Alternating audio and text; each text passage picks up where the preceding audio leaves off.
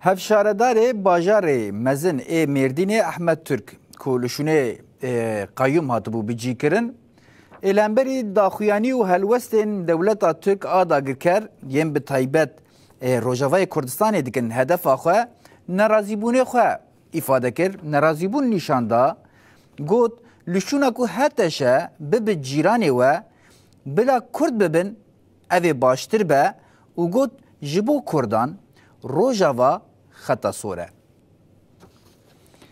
Ahmed Türk li Mêrdînê di konferansa jiyana hevpar a gelan baweriyan û demokratîk al Mezopotamyayê de axivî û destnîşan kir komara demokratîk bi hewildana hevpar a gelan pêkane û got partiyên siyasî û civaka sivîl ji bo siberroja gelê Kurd divê bi hev re tebigerin. Türk balkişand ser bûyer û pêşketinên li Sûriyê û da zanîn Kurdan ji bo ewlehiya xwe çekrakirine wiha got.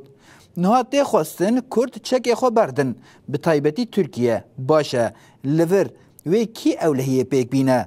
Polîs û leşkerên heteşê nînin li wir hêzeke heteşê nîne gelo wê kî ewlehiya vî gelî pêk bîne. Lişûna ku heteşe bibe cîranê Tirkiyeyê bila Kurd bibin. Türk anî ziman ku rojava xeta sor a Kurdan e.